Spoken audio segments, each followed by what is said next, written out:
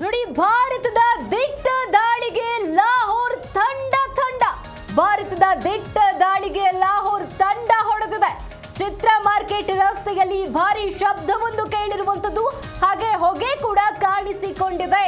ಚಿತ್ರ market ರಸ್ತೆಯಲ್ಲಿ ಭಾರಿ ಶಬ್ದ ಬಂದಿರುವುದು ಜೊತೆಗೆ ಹೊಗೆ ಕೂಡ ಕಾಣಿಸಿಕೊಂಡಿದೆ. ಕರಾಚಿ ಬಂದರಿನಲ್ಲಿ ಭಾರತ ನೌಕಾದಳ ಅಬ್ಬರಿಸಿದೆ.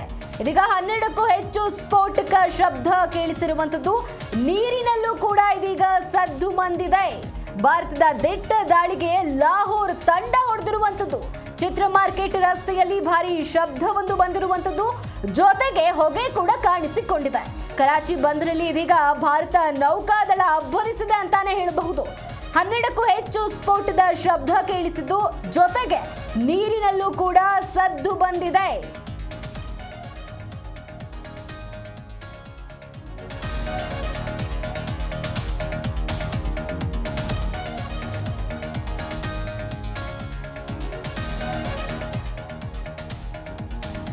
ನೋಡಿ, ಭಾರತದ ದಿಟ್ಟ ದಾಳಿಗೆ ಇದೀಗ ಪಾಕಿಸ್ತಾನ ಅಂತೂ ಪತ್ರಗೊಟ್ಟು ಹೋಗಿದೆ ಅಂತಾನೆ ಹೇಳಬಹುದು.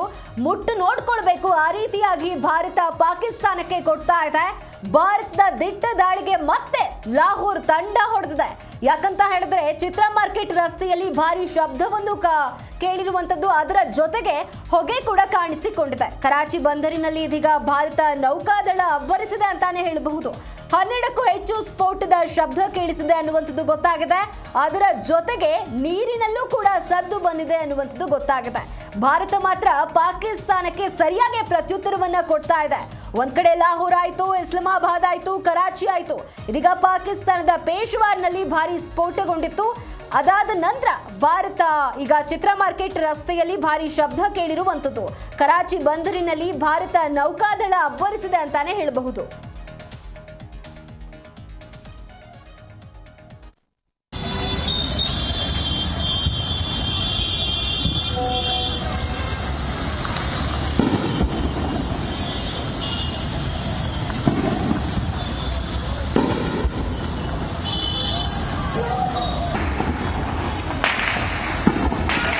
सोनू बात है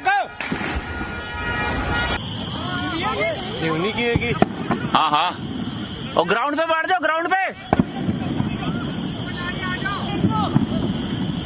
कहाँ से अरनिया साइड से गुजरनगर उन्हीं की है कि हाँ और ग्राउंड पे बैठ जाओ, ग्राउंड पे। कहाँ से अरनिया साइड से गुजरनगर उन्हीं की है कि हाँ और ग्राउंड पे बैठ जाओ, ग्राउंड पे। कहाँ से अरनिया साइड से गुजरनगर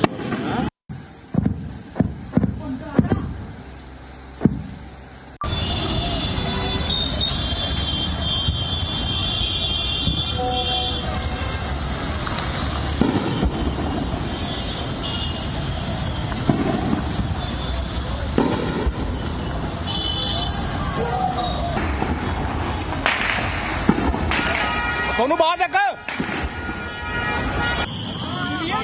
उन्हीं की है कि हाँ और ग्राउंड पे बैठ जाओ, ग्राउंड पे। कहाँ से अरनिया साइड से गुजरनगर उन्हीं की है कि हाँ और ग्राउंड पे बैठ जाओ, ग्राउंड पे। कहाँ से अरनिया साइड से गुजरनगर उन्हीं की है कि हाँ और ग्राउंड पे बैठ जाओ, ग्राउंड पे। कहाँ से अरनिया साइड से गुजरनगर उन्हीं की है कि हाँ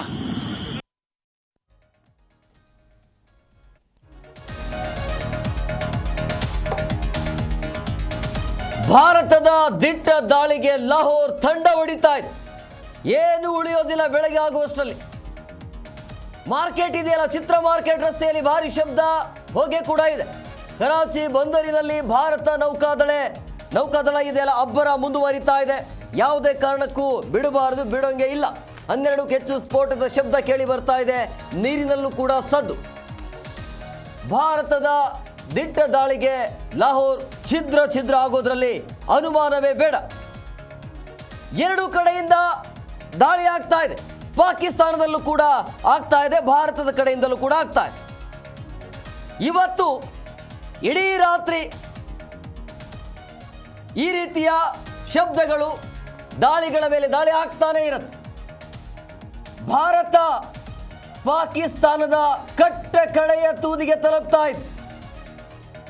ಚಿತ್ರ ಮಾರ್ಕೆಟ್ ಇದೆಯಲ್ಲ, ಸಂಪೂರ್ಣವಾಗಿ ಧ್ವಂಸವಾಗಿದೆ. ಕರಾಚಿ ಬಂದರಿನಲ್ಲಿರುವಂಥ ಆ ಜಾಗಗಳು ಇದಾವಲ್ಲ, ಬಂದರು ಏನಿದಲ್ಲ, ಅದೆಲ್ಲವನ್ನು ಕೂಡ ಉಳಿಸಿ ಮಾಡಲಾಗಿದೆ. ಭಾರತದ ನೌಕಾದಳೆಯ ಅಬ್ಬರ ಮುಂದುವರಿತಾ ಇದೆ. 12ಕ್ಕೂ ಹೆಚ್ಚು ಬಂದರುಗಳನ್ನು ಧ್ವಂಸ ಮಾಡಲಾಗಿದೆ. ಅಲ್ಲಿ ಭಾರತದ ದಿಟ್ಟ ದಾಳಿಗೆ ಮತ್ತೆ ಎದ್ದು ಬರುವಂಥ ಸಾಧ್ಯನೇ ಇಲ್ಲ. ಪಾಕಿಸ್ತಾನ ಸರಿಯಾಗಿ ಪಾಠ ಆಗ್ತಾ ಇದೆ. ಆಗಬೇಕು, ಆಗ್ತಾ ಇದೆ. ಇದು ಯಾವಾಗಲೂ ಆಗಬೇಕಾಗಿತ್ತು. ಅವರೇ ಬಂದರು, ಮುಟ್ಟಿದ್ರು, ಈಗ ಶುರುವಾಗಿದೆ. ಪಾಕಿಸ್ತಾನದ ಪ್ರಧಾನಿ ಎಸ್ಕೇಪ್ ಅಂದರೆ ಬಚಾವಾಗೋದಕ್ಕೆ ಬೇರೆ ಕಡೆ ಶಿಫ್ಟ್ ಮಾಡಲಾಗಿದೆ ಅಂತ. ಪಾಕಿಸ್ತಾನದ ಪ್ರಧಾನಿ, ಎಂತಹ ಪರಿಸ್ಥಿತಿ ನೋಡಿ ಪಾಕಿಸ್ತಾನದ. ಒಬ್ಬ ದೇಶದ ನಾಯಕ ನಾಗರಿಕರನ್ನು ರಕ್ಷಣೆ ಮಾಡೋದು ಬಿಟ್ಟು ಅವರೇ ಬಚಾವಾಗೋದಕ್ಕೆ ನೋಡ್ತಾರೆ ಅಂತ ಹೇಳಿದ್ರೆ ಇಂತಹ ನೀಚ ರಾಷ್ಟ್ರ ಏನು ಹೇಳಬೇಕು?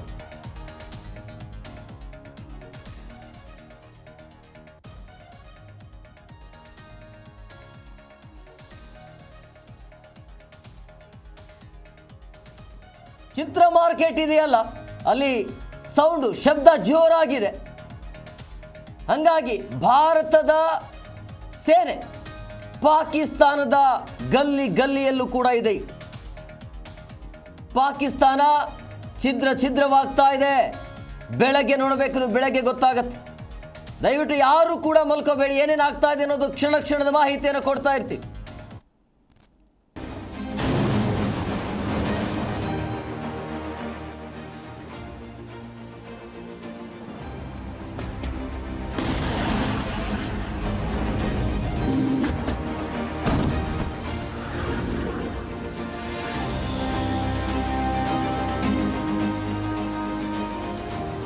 ಭಾರತ ಹಾಗೂ ಪಾಕಿಸ್ತಾನದ ನಡುವೆ ನಡೀತಾ ಇರುವಂತಹ ಯುದ್ಧ ಇದು.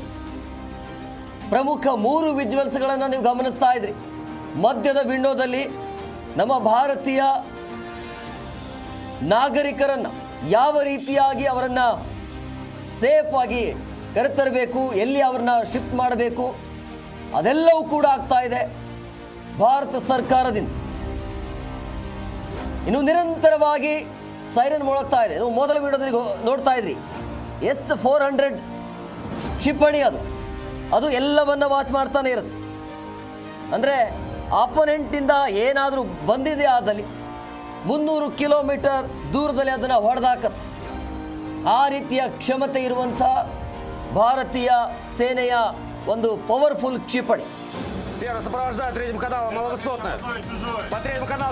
ಪಾಕಿಸ್ತಾನದ ಪೇಶಾವರ್ನಲ್ಲಿ ಭಾರಿ ಸ್ಫೋಟ ಆಗಿದೆ. ಪೇಶಾವರ ಜಮ್ಮುವಿನಿಂದ 340 ಕಿಲೋಮೀಟರ್ ದೂರದಲ್ಲಿರುವಂತಹ ಪೇಶಾವರ್, ಜಮ್ಮುವಿನಿಂದ 340 ಕಿಲೋಮೀಟರ್. ಯೋಚನೆ ಮಾಡಿ, ಲಾಹೋರ್, ಇಸ್ಲಾಮಾಬಾದ್, ಕರಾಚಿ ಆದ ಬಳಿಕ ಪೇಶಾವರ, ಇಸ್ಲಾಮಾಬಾದನ್ನು ದಾಟಿ ಪಾಕಿಸ್ತಾನದ ರಾಜಧಾನಿ ಇಸ್ಲಾಮಾಬಾದನ್ನು ದಾಟಿ ಪೇಶಾವರ್ನಲ್ಲಿ ಕಾಲಿಟ್ಟಿದ್ದೇವೆ. 340 ಕಿಲೋಮೀಟರ್ ದೂರದಲ್ಲಿರುವಂಥ ಪೇಶಾವರ, ಅಲ್ಲೇ ಪಕ್ಕದಲ್ಲಿರುವಂಥ ಪಾಕಿಸ್ತಾನದ ಪ್ರಧಾನಿಯ ಮನೆ. ದೂರ ಏನಿಲ್ಲ, ಅಲ್ಲೇ ಪಾಕಿಸ್ತಾನದ ಪ್ರಧಾನಿಯ ನಿವಾಸದ ಪಕ್ಕದಲ್ಲೇ ಟಾರ್ಗೆಟ್. ಎಕ್ಸ್ಕ್ಲೂಸಿವ್ ವಿಜುವಲ್ಸ್ ಅನ್ನು ಕೂಡ ನೀವು ಗಮನಿಸ್ತಾ ಇದ್ರಿ. ಅಂದ್ರೆ ಯಾವ ರೀತಿಯಾಗಿ ದಾಳಿ ಆಗ್ತಾ ಇದೆ ಅಂತೇಳಿ. ಪೇಶಾವರ ಇದೆಯಲ್ಲ, ಈ ಇಸ್ಲಾಮಾಬಾದ್ ಪಾಕಿಸ್ತಾನದ ರಾಜಧಾನಿ ಏನಿದೆಯಲ್ಲ, ಅಲ್ಲಿಂದ 340 ಕಿಲೋಮೀಟರ್ ದೂರದಲ್ಲಿರುವಂಥ ಪೇಶಾವರ್ ಇದು. ಅದರ ಪಕ್ಕದಲ್ಲೇ ಪಾಕಿಸ್ತಾನದ ಪ್ರಧಾನಿಯ ನಿವಾಸ ಇದೆ. ಪ್ರಧಾನಿಗೆ ಆತಂಕ, ದೊಡ್ಡ ದೊಡ್ಡ ಮಾತುಗಳನ್ನು ಆಡ್ತಾ ಇದ್ರು ಪ್ರಧಾನಿ, ಅಂದರೆ ಪಾಕಿಸ್ತಾನದ ಪ್ರಧಾನಿ. ನಮ್ಮ ಹತ್ರ ಅದು ಇದೆ, ಇದು ಇದೆ, ನಮ್ಮ ಮೇಲೆ ದಾಳಿ ಮಾಡಿದ್ರೆ ನಾವು ಅದನ್ನು ಬಿಡ್ತೀವಿ, ಇದನ್ನು ಬಿಡ್ತೀವಿ. ಬಿಡಿ, ಈಗ ಬಂದಿದ್ದೀವಲ್ಲ, ನಿಮ್ಮ ಮನೆ ಹತ್ರನೇ ಬಂದಿದ್ದೀವಿ, ಏನು ಮಾಡ್ತೀರಾ ಮಾಡ್ಕೊಳ್ಳಿ. ಪಾಕಿಸ್ತಾನದ ಪೇಶಾವರದಿಂದ, ಜಮ್ಮುವಿನಿಂದ 340 ಕಿಲೋಮೀಟರ್ ದೂರದಲ್ಲಿರುವಂಥ ಪೇಶಾವರ, ಅಂದರೆ ನಮ್ಮ ಗಡಿಯಿಂದ 340 ಕಿಲೋಮೀಟರ್. ಯೋಚನೆ ಮಾಡಿ, ಅಂದರೆ ನಮ್ಮ ಕ್ಷಿಪಣಿಯ ತಾಕತ್ತನ್ನು ಸ್ವಲ್ಪ ಯೋಚನೆ ಮಾಡಬೇಕಾಗತ್ತೆ ನಾವು. ಆ ತಾಕತ್ತು ಹೇಗಿದೆ ಅಂಥೇಳಿ, ಆ ಪವರ್ಫುಲ್ ನಮ್ಮ ಯುದ್ಧ ವಿಮಾನಗಳು ಯಾವ ರೀತಿಯಾಗಿ ಕೆಲಸವನ್ನು ಮಾಡುತ್ತೆ, ಯಾವ ರೀತಿಯಾಗಿ ಕೆಲಸವನ್ನು ಮಾಡ್ತಾ ಇದೆ ಅಂಥೇಳಿ ಇಷ್ಟು ದಿನ ಸುಮ್ಮನೆ ಇಟ್ಕೊಂಡಿದ್ವಿ. ಈಗ ಅದೆಲ್ಲವೂ ಕೂಡ ಬಳಕೆ ಆಗ್ತಾ ಇದೆ. ಸೊ ಹಂಗಾಗಿ ಪಾಕಿಸ್ತಾನ ಏನೇ ಪ್ರಯತ್ನ ಮಾಡಿದರೂ ಕೂಡ ಅದನ್ನು ವಿಫಲ ಮಾಡುವಂಥ ಕೆಲಸ ಭಾರತದ ಕಡೆಯಿಂದ ಆಗ್ತಾ ಇದೆ. ಯಶಸ್ವಿಯಾಗಿ ಭಾರತದ ಕಡೆಯಿಂದ ಅವರ ದಾಳಿಯನ್ನು ವಿಫಲಗೊಳಿಸುವಂಥ ನಿರಂತರ ಪ್ರಯತ್ನ ನಡೀತಾ ಇದೆ. ಇದು ನಮ್ಮ ಹೆಮ್ಮೆ. ಇವತ್ತು ಭಾರತದ ಕಡೆಯಿಂದ ಈ ರೀತಿಯಾಗಿ ದಾಳಿ ಆಗ್ತಾ ಇದ್ರೆ ಇಡೀ ವಿಶ್ವ, ಭಾರತೀಯ ಎಲ್ಲ ನಾಗರಿಕರು ನಮ್ಮ ದೇಶದ ಸೈನಿಕರ ಜೊತೆ, ನಮ್ಮ ದೇಶದ ಯಾರೆಲ್ಲ ನಮ್ಮ ದೇಶಕ್ಕಾಗಿ ಪ್ರಾಣವನ್ನು ಬದಿಗಿಟ್ಟು ಈಗ ಹೋರಾಟವನ್ನು ಮಾಡ್ತಿದ್ದಾರಲ್ಲ, ಎಲ್ಲರ ಜೊತೆಯೂ ಕೂಡ ನಾವೆಲ್ಲರೂ ಕೂಡ ಇದ್ದೇವೆ. ಲಾಹೋರ್, ಇಸ್ಲಾಮಾಬಾದ್, ಕರಾಚಿ ಆದ ಬಳಿಕ ಪೇಶಾವರ್ ಪಕ್ಕದಲ್ಲೇ ಪಾಕ್ನ ಪ್ರಧಾನಿಯ ವಾಸ ಇದೆ. ಇನ್ನೇನು ಕೆಲವೇ ಕ್ಷಣಗಳಲ್ಲಿ ಮಾಹಿತಿ ಬರಬೇಕು. ಆ ಮನೆಯನ್ನು, ಪ್ರಧಾನಿಯ ಮನೆಯನ್ನು ಧ್ವಂಸ ಆಗಿದೆ ಇಲ್ಲ ಗೊತ್ತಿಲ್ಲ, ಅದು ಕೂಡ ಮಾಹಿತಿ ಬರುತ್ತೆ. ಆದರೆ ನಮ್ಮ ಸೇನೆಯ ತಾಕತ್ತು ನಿಜವಾಗಲೂ ಕೂಡ ಮೆಚ್ಚುವಂಥದ್ದು.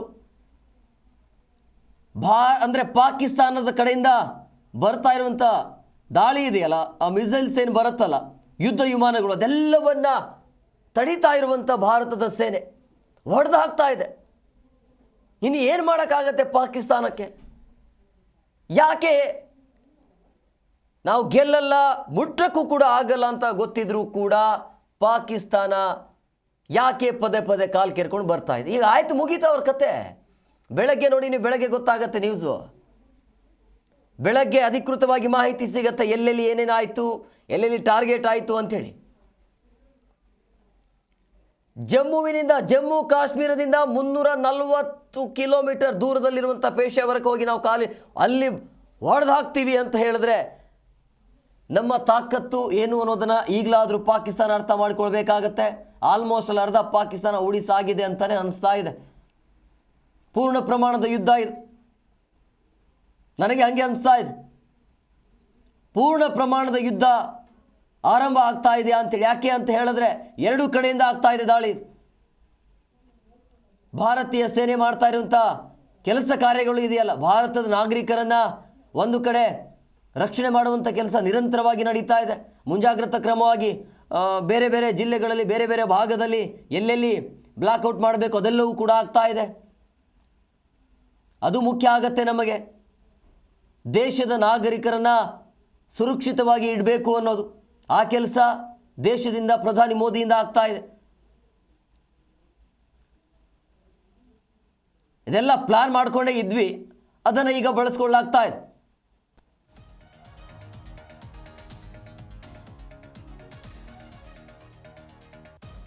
ದಿಟ್ಟ ಪ್ರತೀಕಾರಕ್ಕೆ ಪಾಕಿಸ್ತಾನ ಬಾಲ ಮುರಿದಿದೆ. ಲಾಹೋರ್, ಇಸ್ಲಾಮಾಬಾದ್ ಮೇಲೆ ತೀವ್ರ ದಾಳಿ ಆಗ್ತಾ ಇದೆ. ಇಸ್ಲಾಮಾಬಾದ್ ನೋಡಿ, ಅಂಬಾಲಾ ಏರ್ಬೇಸಿಂದ ಇಸ್ಲಾಮಾಬಾದ್ ಮೇಲೆ ದಾಳಿ ಆಗಿದೆ. 100ರಿಂದ 150 ಕ್ಷಿಪಣಿಗಳನ್ನು ಭಾರತ ಹಾರಿಸಿದೆ. ಇದನ್ನು ಪಾಕಿಸ್ತಾನ ಎಲ್ಲಿಂದ ತಡ್ಕೊಳ್ಳೋಕ್ಕಾಗತ್ತೆ? 511 ಕಿಲೋಮೀಟರ್ ದೂರದ ಇಸ್ಲಾಮಾಬಾದ್ನಲ್ಲಿ ಈಗ ಆತಂಕ. ಭಾರತದ ದಿಟ್ಟ ದಾಳಿಗೆ ಪತ್ತರಗುಡ್ತಾ ಇದೆ ಪಾಕಿಸ್ತಾನ. ಹಂಗಾಗಿ ಪಾಕಿಸ್ತಾನ ಸೇನೆಗೆ ಉಗ್ರರು ಕೂಡ ಸಾಥ್ ಕೊಡ್ತಾ ಇದ್ದಾರಂತೆ. ಅವರೇ ಪೋಷಣೆ ಮಾಡಿದ್ದು, ಇನ್ನು ಅವರಿಲ್ಲದೆ ಇನ್ನು ಯಾರು ಸಾಥ್ ಕೊಡ್ತಾರೆ? ಏನೇ ಮಾಡ್ಕೊಳ್ಳಿ, ನಮ್ಮದಂತೂ ಯಾವುದು ಲೆಕ್ಕಕ್ಕೆ ಬರೋದಿಲ್ಲ. ನುಗ್ಗಿ ಹೊಡಿತಾ ಇರುವಂಥ ಭಾರತ ಸೇನೆ ನುಗ್ಗಿ ಹೊಡಿತಾ ಇದೆ, ಯಾವುದನ್ನು ಬಿಡೋದಿಲ್ಲ, ಚಾನ್ಸೇ ಇಲ್ಲ. ದಿಟ್ಟ ಪ್ರತಿ ದಾಳಿಗೆ ಪತ್ರಗುಡ್ತಾ ಇದೆ ಪಾಕಿಸ್ತಾನ. ಅಂಬಾಲಾ ಏರ್ಬೇಸಿಂದ ಇಸ್ಲಾಮಾಬಾದ್ ಮೇಲೆ ದಾಳಿ ಆಗಿದೆ. ಇಸ್ಲಾಮಾಬಾದ್ ಪಾಕಿಸ್ತಾನದ ರಾಜಧಾನಿ, ಅದು ಪಾಕಿಸ್ತಾನದ ತಲೆ ಇದ್ದಂಗೆ, ಅದನ್ನೇ ಕಡ್ದಾಕ್ತಾ ಇದ್ದೀವಿ.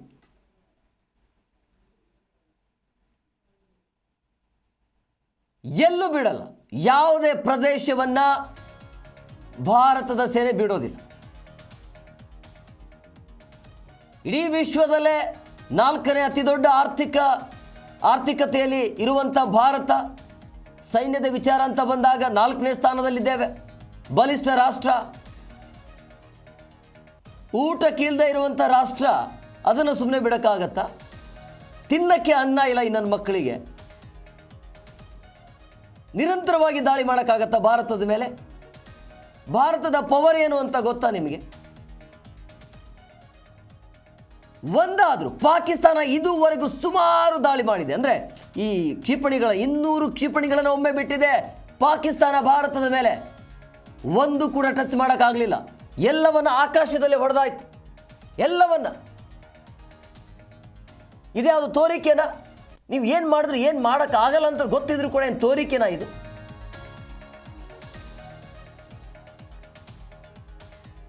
ಈ ಬಗ್ಗೆ ಮತ್ತಷ್ಟು ಮಾಹಿತಿ ನೀಡ್ತಾರೆ ನಮ್ಮ ಪ್ರತಿನಿಧಿ ಪ್ರಶೋಭ್, ಫೋನ್ ಸಂಪರ್ಕದಲ್ಲಿದ್ದಾರೆ. ಪ್ರಶೋಭ್, ಪೇಶಾವರ್ಗೆ ಎಂಟ್ರಿ ಕೊಟ್ಟಾಯ್ತು, ಬೆಳಗ್ಗೆ ಆಗುವಷ್ಟರಲ್ಲಿ ಏನಾಗಬಹುದು? ಹೃದಯ ಪಾಕಿಸ್ತಾನದ ಎಲ್ಲಾ ಮೇನ್ ಆರ್ಗನ್ಸ್ಗೆ ಈಗ ಭಾರತದ ಸೇನೆ ಅಟ್ಯಾಕ್ ಮಾಡಿರುವಂತದ್ದು ಈಗ ಸತ್ಯ. ಈ ಮೊದಲಿಗೆ ಲಾಹೋರಿಂದ ಶುರು ಮಾಡಿ ಇಸ್ಲಾಮಾಬಾದ್ ಅಂದ್ರೆ ಅವರ ಒಂದು ರಾಜಧಾನಿಗೆ ಹೋಗುವ ಮೂಲಕ ಎಲ್ಲೊಂದ್ ಕಡೆ ಆ ಒಂದು ಪೊಲಿಟಿಕಲ್ ಸೆಟಪ್ ಏನಿದೆ ಅದಕ್ಕೇನೆ ಸೀದಾ ಅಟ್ಯಾಕ್ ಮಾಡಿರುವಂತದ್ದು ಭಾರತೀಯ ಸೇನೆ. ಸೊ ಇನ್ನು ಈಗ ಕತ್ಲಾಗಿದೆ. ಇನ್ನು ಒಂದು 2-3 ಗಂಟೆಗಳ ಕಾಲ ಸಾಕಷ್ಟು ಕ್ರೂಷಿಯಲ್ ಟೈಮು ಭಾರತದ ಸೇನೆಗೆ. ಈ ಒಂದು 3 ಗಂಟೆ ಸಮಯಾವಕಾಶದಲ್ಲಿ ಯಾವ ರೀತಿ ಹ್ಯಾಂಡಲ್ ಮಾಡಿ ಎಷ್ಟು ಪಾಠ ಕಲಿಸ್ತಾರೆ ಅನ್ನೋದು ಕಾದ್ ನೋಡ್ಬೇಕಾಗಿದೆ. ಇದ್ರ ಜೊತೆಗೆ ಈಗ ಪೇಶಾವರ್ವರೆಗೂ ಎಂಟ್ರಿ ಕೊಟ್ಟಿದ್ದಾರೆ ಅಂದ್ರೆ ಎಲ್ಲೊಂದ್ ಕಡೆ ಬಲೂಚಿಸ್ತಾನದ ಅಲ್ಲಿರುವಂತಹ ಒಂದಷ್ಟು ಸ್ವತಂತ್ರ ಹೋರಾಟಗಾರರು ಕೂಡ ಅವರಿಗೆ ಸಾಥ್ ಕೊಡುವಂತ ಎಲ್ಲಾ ಸಾಧ್ಯತೆಗಳಿದೆ. ಇದನ್ನ ಹೊರತುಪಡಿಸಿ ಭಾರತದ ಮೇಲೆ ಅವರು ಅಟ್ಯಾಕ್ ಮಾಡೋ ಒಂದು ಪ್ರಯತ್ನ ಏನ್ ಮಾಡಿದ್ರು ಅದು ಅಷ್ಟು ಕೂಡ ಫೇಲ್ ಆಗಿರುವಂತದ್ದು ಈಗ ಜಗಜ್ಜಾಹೀರಾಗಿದೆ. ಸೊ ಮುಖ್ಯವಾಗಿ ಈಗ ಭಾರತದ ವಿರುದ್ಧ ಒಂದಷ್ಟು ಡ್ರೋನ್ ಅಟ್ಯಾಕ್ ಗಳು ಮಾಡಿ ಎಲ್ಲೊಂದ್ ಕಡೆ ಭಾರತಕ್ಕೆ ಭಯ ತರಿಸ್ತೀನಿ ಅನ್ನೋ ಒಂದು ತಪ್ಪು ಕಲ್ಪನೆ ಏನಿತ್ತು ಅದು ಈಗ ಜಗತ್ತಿನ ಮುಂದೆ ಈಗ ಪಾಕಿಸ್ತಾನದ ಅಸಲಿ ಮುಖವನ್ನ ಮತ್ತೊಮ್ಮೆ ಸಾಬೀತುಪಡಿಸಿದೆ ಸ್ವತಃ ಪಾಕಿಸ್ತಾನ.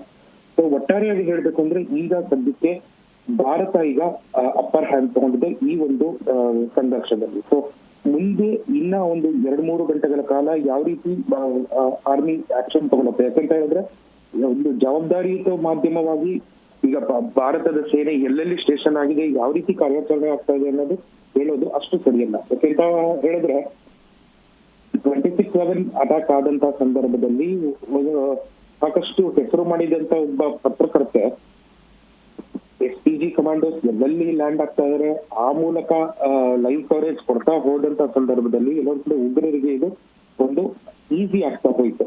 ಸೊ ಈ ಹಿನ್ನೆಲೆಯಲ್ಲಿ ಭಾರತ ಎಲ್ಲೆಲ್ಲಿದೆ ಅಂತ ಅದು ಪಾಕಿಸ್ತಾನಕ್ಕೆ ಗೊತ್ತು, ಅವ್ರಿಗೆ ಗೊತ್ತಿದ್ರು ಅವ್ರು ಏನು ಮಾಡದೇ ಇರುವಂತ ಪರಿಸ್ಥಿತಿ. ಆದ್ರೂ ಜವಾಬ್ದಾರಿ ಅಂತ ಮಾಧ್ಯಮವಾಗಿ ನಾವು ಭಾರತ ಎಲ್ಲೆಲ್ಲಿದೆ ಅಂತ ಹೋಗಕ್ ಹೋಗಲ್ಲ. ಬಟ್ ಅಪ್ಪರ್ ಹ್ಯಾಂಡ್ ಅಂತೂ ತಗೊಂಡಿದೆ. ತಕ್ಕ ಪಾಠವನ್ನ ಬೆಳಗ್ಗೆ ಅಷ್ಟೊತ್ತಿಗೆ ಸೂರ್ಯ ಅಲ್ಲಿ ಉದಯಿಸಿದ್ರೆ ಈಗ ಪಾಕಿಸ್ತಾನದಲ್ಲಿ ಈಗಾಗಲೇ ಉದಯ ಆಗೋಗಿದೆ ಅಂತ ಹೇಳ್ಬೋದು. ಯಾಕಂತ ಹೇಳಿದ್ರೆ ಅವರು ಮನೆಯ ಕಿಟಕಿಗಳನ್ನ ತೆಗೆದು ಆಕಾಶವನ್ನ ನೋಡಿದ್ರೆ ಎಲ್ಲಾ ಕಡೆ ಕೆಂಪಾಗಿರುತ್ತೆ. ಆ ಕೆಂಪು ಏನಂದ್ರೆ ಅದು ಸೂರ್ಯನ ಕಿರಣ ಅಲ್ಲ, ನಮ್ಮ ಭಾರತದ ಸೇನೆಯ ಕ್ಷಿಪಣಿಯ ಕಿರಣಗಳು. ಸೊ ಒಟ್ಟಾರೆಯಾಗಿ ಪಾಕಿಸ್ತಾನಕ್ಕೆ ಒಂದಷ್ಟು ಡಿಫಿಟಿಂಗ್ ಡಿಸ್ಪ್ಲೇ ಅಂತ ಏನ್ ಹೇಳ್ತಾರೆ ಅದು ಈಗ ಭಾರತ ಸೇನೆ ಕೊಡ್ತಾ ಇದೆ ಅಂತ ಹೇಳ್ಬೋದು. ಈಗ ಪಾಕಿಸ್ತಾನದ ಕಡೆಯಿಂದಲೂ ಕೂಡ ಪ್ರತಿದಾಳಿ ಆಗ್ತಾ ಇದೆ. ಸೊ ಹಂಗಾಗಿ ಭಾರತೀಯ ನಾಗರಿಕರನ್ನ ಯಾವ ರೀತಿಯಾಗಿ ಅವ್ರನ್ನ ರಕ್ಷಣೆ ಮಾಡುವಂತ ಕೆಲಸ ಆಗ್ತಾ ಇದೆ ಅಂತ ಎಲ್ಲೆಲ್ಲಿ ಈ ರೀತಿಯ ಮುಂಜಾಗ್ರತಾ ಕ್ರಮ ನಡೀತಾ ಇದೆ?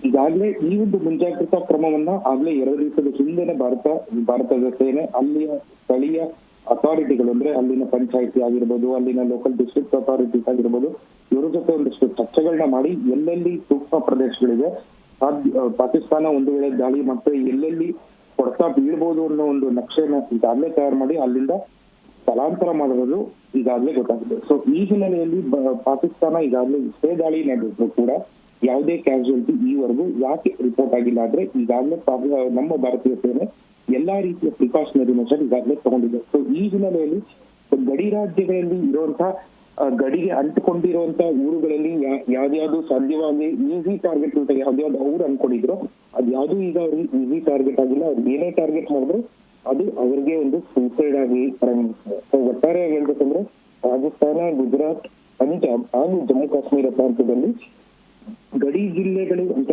ಏನೇನು ಕರೆಸ್ಕೊಂಡಿದೆ ಅಷ್ಟೂ ಕೂಡ ಸೇಫ್ ಆಗಿದೆ. ಅವರು ಕಳಿಸಿದಂತ ಡ್ರೋನ್ಗಳು ನೆಲಕ್ಕೆ ಉಳಿವೆ. ಅದು ಸುದರ್ಶನ್ ಚಕ್ರದಿಂದ S-900 ಏನ್ ನಮ್ಮ ಹತ್ರ ಒಂದು ಸುದರ್ಶನ್ ಚಕ್ರ ಅಂತ ಏನ್ ಕರಿತೀವಿ ಆ ಮೂಲಕ ಏನೋ ಒಂದ್ ಕಡೆ ಅವ್ರು ಕಳಿಸಿರುವಂತ ಡ್ರೋನ್ ಆಗಿರ್ಬೋದು, ಕ್ಷಿಪಣಿಗಳಾಗಿರ್ಬೋದು ಅವೆಲ್ಲವೂ ಕೂಡ ನೆಲ ನೋಡಿದೆ. ಯಾವುದೇ ಟಾರ್ಗೆಟ್ ಈವರೆಗೂ ಕೂಡ ಹಿಟ್ ಆಗಿಲ್ಲ, ಆಗೋದು ಇಲ್ಲ ಅಂತ ಒಂದು ಭರವಸೆಯಲ್ಲಿ ಭಾರತದ ಸೇನೆ ಇದೆ. ರಿಷಬ್, ಈ ಪಾಕಿಸ್ತಾನದ ಪ್ರಧಾನಿ ಪಲಾಯನ ಮಾಡಿದಾರಂತಂದ್ರೆ ಬೇರೆ ಕಡೆಗೆ ಶಿಫ್ಟ್ ಮಾಡಲಾಗಿದೆ ಅಂತೆ ಅನ್ನುವಂಥ ಮಾಹಿತಿ ಸಿಗ್ತಾ ಇದೆ. ಅಂದರೆ ತಮ್ಮನ್ನು ತಾವು ರಕ್ಷಣೆ ಮಾಡಿಕೊಳ್ಳುವಂಥ ಒಬ್ಬ ದೇಶದ ಪ್ರಧಾನಿ ಹಿಂಗಾದರೆ ಇವರು ಜನರಿಗೇನು ಸಂದೇಶ ಕೊಡ್ತಾರೆ ಅಂತ ಅಂದರೆ ಇಲ್ಲೇ ಗೊತ್ತಾಗತ್ತೆ ಇಂಥ ಭಿಕಾರಿ ದೇಶ ಯಾಕೆ ಬೇಕಾಗಿತ್ತು ಇದೆಲ್ಲ ಅಂತೇಳಿ. ಇಲ್ಲದೆ ಇವೇ ಬಿಡ್ಕೊಂಡ್ರು ಅಂತ ಅಲ್ಲ. ಈಗ ಪಾಕಿಸ್ತಾನಿ ಪ್ರಧಾನಿ ಪಲಾಯನ ಮಾಡೋ ಸುದ್ದಿ ಅದೇ ನಂಗೇನು ಆಶ್ಚರ್ಯ ಅನ್ನಿಸ್ತಲ್ಲ. ಇದು ಅವರ ಸಹಜ ಪ್ರತಿಕ್ರಿಯೆ. ಯಾಕೆಂತ ಹೇಳಿದ್ರೆ ಯೋಧ ಆಗಿರೋನು ಮುಂದೆ ನಿಂತ್ಕೊಂಡು ಸರಿನೋ ತಪ್ಪು ನಮ್ಮ ದೇಶದ ಭದ್ರತೆಗೆ ನಾನು ಮುಂದೆ ನಿಂತ್ಕೊತೀನಿ ಅಂತ ಹೇಳ್ಬೇಕಾಗಿರೋದು ಪ್ರಧಾನಿ ಮತ್ತೆ ಅಲ್ಲಿನ ಎಲ್ಲ ಒಬ್ಬ ನಾಗರಿಕನ ಒಂದು ಪ್ರಥಮ ಕರ್ತವ್ಯ ಆಗಿರುತ್ತೆ. ಆದ್ರೆ ಈ ಸಂದರ್ಭದಲ್ಲಿ ಈ ರೀತಿ ವಾರ್ ಅಥವಾ ಈ ರೀತಿ ಒಂದು ಸಂಘರ್ಷ ಆಗ್ತಾ ಇದೆ, ನನ್ನ ಜೀವ ಮುಖ್ಯ ದೇಶ ಆಮೇಲೆ ಅನ್ನುವಂತ ಒಂದು ಮನಸ್ಥಿತಿ ಅವನು ಏನಿದೆ. ಸೊ ಈ ಹಿನ್ನೆಲೆಯಲ್ಲಿ ಅವನೇ ಹೋಗಿ ಅಲ್ಲಿ ಅಡ್ಕೊಂಡು ಕೂತಿರೋದು ಎಲ್ಲೋ ಒಂದ್ ಕಡೆ ಪಾಕಿಸ್ತಾನದ ಒಂದು ಸಾವರ್ನಿಟಿ ಎಷ್ಟು ಭದ್ರವಾಗಿದೆ ಅಂತ ಈಗಲೇ ಗೊತ್ತಾಗುತ್ತೆ. ಸೊ ಅವರಲ್ಲಿ ಯಾವುದೇ ಒಂದು ದೇಶದ ಮೇಲೆ ಒಂದು ಒಲವಾಗಿರ್ಲಿ ಏನೂ ಇಲ್ಲ. ಅವರ ಒಂದು ದೇಶದ ರಚನೆನೇ ಒಂದು ಸುಳ್ಳಿನ ಆಧಾರದ ಮೇಲೆ ಆಗಿರುವಂತದ್ದು. ಸೊ ಈ ಹಿನ್ನೆಲೆಯಲ್ಲಿ ಅದರ ಒಂದು ಎಫೆಕ್ಟ್ ಏನಿದೆ ಅದು ಲೇಟ್ ಆಗಾದ್ರೂ ಅದು ಅಷ್ಟೇ ಎಫೆಕ್ಟಿವ್ ಆಗಿ ಈಗ ಇಡೀ ಜಗತ್ತಿಗೆ ಗೊತ್ತಾಗ್ತಾ ಇದೆ. ಒಂದು ವೇಳೆ ಏನಾದ್ರೂ ಶಹಬಾಜ್ ಶರೀಫ್ ಏನಾದ್ರೂ ಅಡ್ಕೊಂಡು ಕೂತಿದ್ದಾನೆ ಅಂದ್ರೆ ಎಲ್ಲೋ ಒಂದ್ ಕಡೆ ಒಕ್ಕೂಟ ರಾಷ್ಟ್ರಗಳು ಮತ್ತೆ ಇನ್ಫ್ಲೂಯೆನ್ಷಿಯಲ್ ಕಂಟ್ರೀಸ್ ಏನಿದೆ ಅವ್ರು ಎಲ್ಲರೂ ಕೂಡ ಪಾಕಿಸ್ತಾನದ ಮೇಲೆ ಸ್ಯಾಂಕ್ಷನ್ಗಳನ್ನ ಹಾಕೋದಾಗ್ಲಿ ಈ ರೀತಿ ಮುಂದೆ ಯಾವ ರೀತಿ ಅವರ ಒಂದು ಕ್ರಮ ಆಗಿರುತ್ತೆ ಅಂತ ನೋಡ್ತಾರೆ. ಯಾಕಂತ ಹೇಳಿದ್ರೆ ಅದು ಕೂಡ ಒಂದು ನ್ಯೂಕ್ಲಿಯರ್ ಸ್ಟೇಟ್ ಆಗಿದೆ. ಸೊ ನ್ಯೂಕ್ಲಿಯರ್ ಕಂಟ್ರಿ ಒಬ್ಬ ಪ್ರಭಾವಿ ರಾಜಕಾರಣಿನೇ ಹೋಗಿ ಅಡ್ಕೊಂಡು ಕೂತ್ಕೋತಾನೆ ಅಂದ್ರೆ ಇದು ಎಲ್ಲೋ ಒಂದ್ ಕಡೆ ದೇಶಕ್ಕೆ ಇತರೆ ದೇಶಗಳಿಗೆ ಮತ್ತೆ ಮಂಗನ ಕೈಲಿ ಮಾಣಿಕ್ಯ ಕೊಡುವಂತ ಆಗಬಾರ್ದು ಅಂತ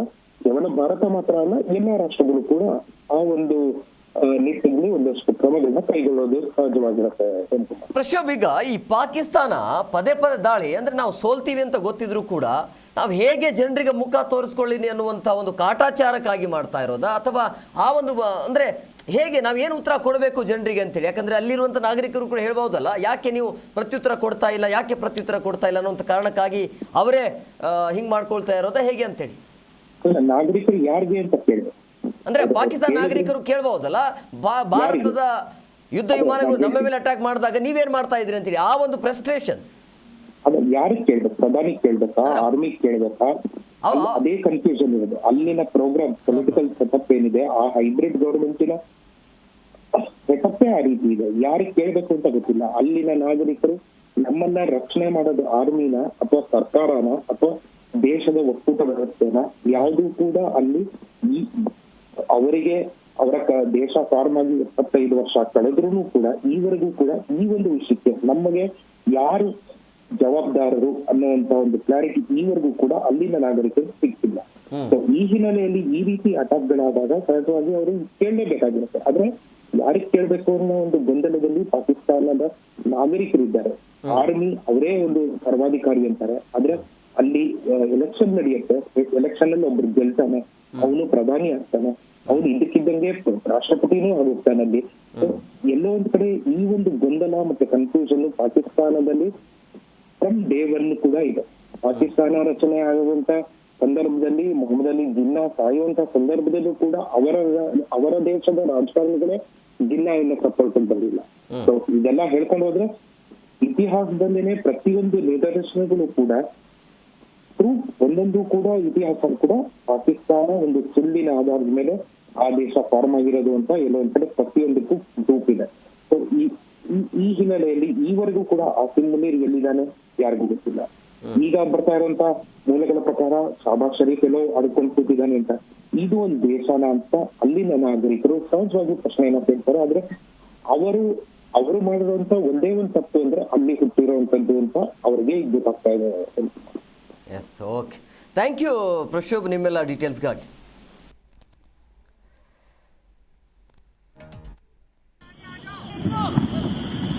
क्या कहाँ से है ये? ಭಾರತ ಪಾಕಿಸ್ತಾನದ ನಡುವೆ ಯುದ್ಧದ ಭೀತಿ ನಿರಂತರವಾಗಿ ಮುಂದುವರಿತಾ ಇದೆ. ಉದ್ವಿಗ್ನತೆ ಅಂತೂ ಕ್ಷಣ ಕ್ಷಣಕ್ಕೂ ಜಾಸ್ತಿ ಆಗ್ತಾ ಇದೆ. ಪಾಕಿಸ್ತಾನದ ಇಸ್ಲಾಮಾಬಾದ್ ಆದ ನಂತರ ಪೇಶಾವರಕ್ಕೆ ಕಾಲಿಟ್ಟು ಅಲ್ಲಿರುವಂಥ ಎಲ್ಲ ನೆಲೆಗಳನ್ನು ಧ್ವಂಸ ಮಾಡಲಾಗ್ತಾ ಇದೆ. ಬೆಳಗಿನ ತನಕ ಇನ್ನು ಏನೇನಾಗುತ್ತೋ ಗೊತ್ತಿಲ್ಲ. ಬಹುಶಃ ಇದೆಲ್ಲವನ್ನ ನೋಡ್ತಾ ಇದ್ರೆ ಪಾಕಿಸ್ತಾನ ಮತ್ತೆ ಯಾವತ್ತೂ ಕೂಡ ತಿರುಗಿ ನೋಡಲ್ಲ ಅಂತ ಅನ್ಸುತ್ತೆ. ಆ ರೀತಿಯ ಏಟು, ಆ ರೀತಿಯ ಪೆಟ್ಟನ್ನು ಭಾರತೀಯ ಸೇನೆ ಕೊಡ್ತಾ ಇದೆ. ಇನ್ಮೇಲಾದರೂ ಪಾಕಿಸ್ತಾನ ಬುದ್ಧಿಯನ್ನು ಕಲಿಯಬೇಕಾಗತ್ತೆ. ಬುದ್ಧಿ ಕಲ್ತಿಲ್ಲ ಅಂತ ಹೇಳಿದ್ರೆ ಮನೆ ಮನೆಗೆ ಹೋಗಿ ಅವ್ರನ್ನ ಎಳ್ಕೊಂಡು ಬಂದು ಹೊಡೆಯುವಂಥ ತಾಕತ್ತು ಭಾರತದ ಸೇನೆಗೆ ಇದೆ. ನೋಡಿ, ಸುಮಾರು ಬಾರಿ ಅವ್ರ ಕಡೆಯಿಂದ ಪ್ರಯತ್ನ ಆಗ್ತಾ ಇದೆ, ಅದೆಲ್ಲವೂ ಕೂಡ ವಿಫಲ ಆಗಿದೆ. ಇದು ಭಾರತ ಸೇನೆಯ ತಾಕತ್ತು. ಆದರೂ ಕೂಡ ಪದೇ ಪದೇ ಕದನ ವಿರಾಮವನ್ನು ಉಲ್ಲಂಘನೆ ಮಾಡುವಂಥ ಕೆಲಸ ಈ ಪಾಕಿಸ್ತಾನ ಮಾಡ್ತಾ ಇದೆ. ಇದಕ್ಕೆ ಕೇವಲ ಭಾರತ ಅಷ್ಟೇ ಅಲ್ಲ ಚೀಮಾರಿ ಹಾಕುವಂಥದ್ದು, ಇಡೀ ವಿಶ್ವವೇ ಕೂಡ ಚೀಮಾರಿ ಹಾಕ್ತಾ ಇದೆ.